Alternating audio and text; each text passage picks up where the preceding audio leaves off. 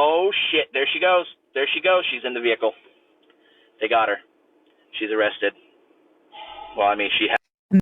Tonight, shocking new developments in the disappearance of 7-month-old Emmanuel Haro, a case that began as a frantic search for a missing baby and has now taken a devastating turn. Detectives confirmed that Emmanuel's parents, Rebecca and Jake Haro, have been arrested and charged with murder. Authorities now believe that Emmanuel was never kidnapped, as his mother first claimed, but instead was a victim of a far darker truth. It was August 14th when Rebecca Haro called 911, reporting a terrifying story. She said she had been attacked in a parking lot while changing Emmanuel's diaper, that she blacked out, and when she woke up, Emmanuel was gone. That account sparked an Amber Alert and set off massive search efforts across Yucaipa, California. But behind the scenes, investigators were already spotting red flags. Rebecca's story shifted under questioning. She refused a polygraph test. At one point, she even walked out of an interview when confronted with contradictions. And as the pressure mounted, detectives began focusing less on a possible kidnapper and more on the family itself. Then came August 22nd. In a dramatic operation, some Bernardino County law enforcement swarmed the Haro family home in Cabazon. SWAT officers, forensic experts, and detectives worked through the night. Hours later, they emerged, not with baby Emmanuel, but with his parents in handcuffs. Jake Haro's past raised even more alarms.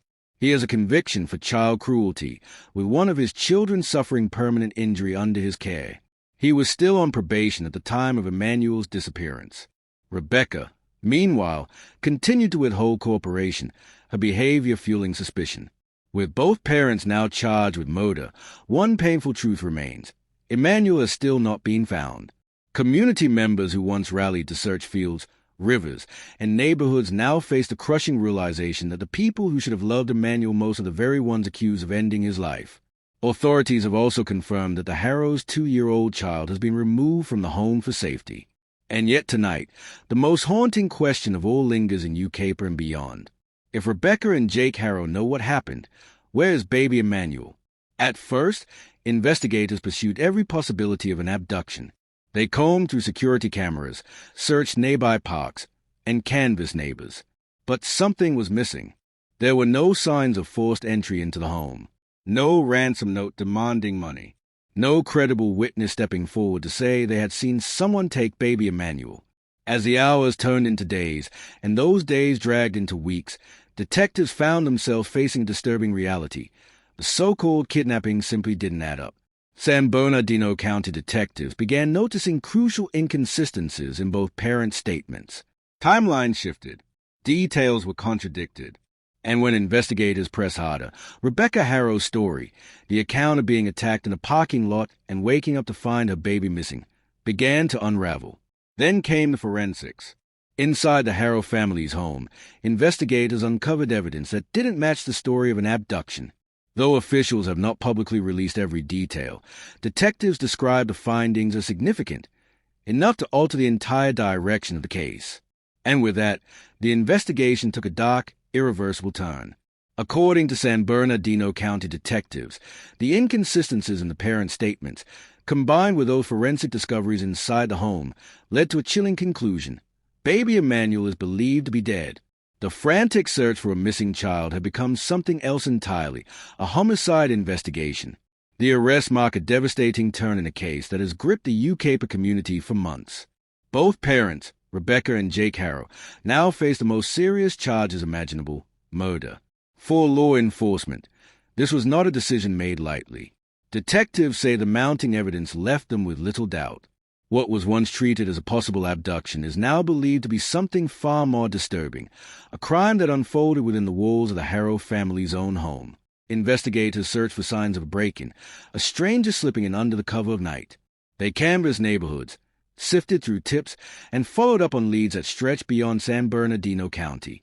But every path led back to the same place, the Haro residence. As the days turned into weeks, inconsistencies began to surface. Detectives compared timelines, phone records, and surveillance footage with the parents' statements, and the stories didn't line up. Questions that should have had simple answers only raised more doubt. At the same time, forensic experts combed through the home and surrounding property. While officials have not disclosed every detail publicly, they confirm that findings inside the residence contradicted the parents' version of events. To investigators, the evidence painted a chilling picture, one that suggested Emmanuel never left the home alive. And that revelation has shaken this community to its core. For weeks, neighbors and volunteers had rallied, holding vigils, searching fields, and praying for Emmanuel's safe return. The parents themselves had once stood before cameras, pleading for help, urging anyone with information to come forward. But behind that public display of desperation, detectives now allege, was a far darker truth. Emmanuel was never taken by a stranger. The little boy, just 7 months old, too young to walk, too young to even speak, was failed in the most unthinkable way. Instead of being protected, investigators say, he was betrayed by the very people who brought him into this world. The ones entrusted with his first smile, his first steps, and his very future are now accused of taking his life. For veteran detectives hardened by years of violent crime cases, this one stands apart. Some say it is not just the brutality of the act, but the unbearable innocence of the victim that makes it almost impossible to process. And tonight, as both parents sit behind bars, the community of Yucaipa is left to grapple with that harsh reality. What began as hope for a missing child has now transformed into grief, anger, and the haunting possibility that the truth may never fully be known. The community is in shock. What began as a desperate search for a missing baby has now become something no one wanted to imagine, a homicide investigation. In Yucaipa, the same streets once lined with posters bearing Emmanuel's face are now lined with questions. Questions about how a story of hope and unity could turn so suddenly into one of betrayal and heartbreak. Neighbors who once gathered with candles, whispering prayers into the night, now gather with anger and disbelief. The vigils that once echoed with songs and tears for a missing child now burn with demands for accountability.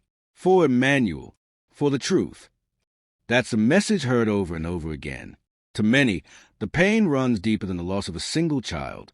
It is a sense of broken trust, the realization that while the community searched fields, passed out flyers, and raised their voices for Emmanuel, the answer may have always been hidden much closer to home.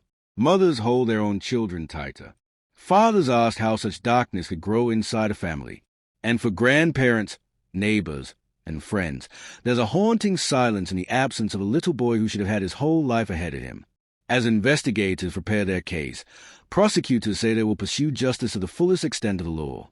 But in the court of public opinion, the verdict has already been rendered. Emmanuel Haro deserves justice.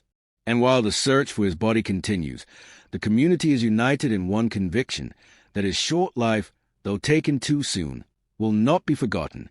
This case has become more than headlines. It is now a test of trust, of truth, and of justice itself.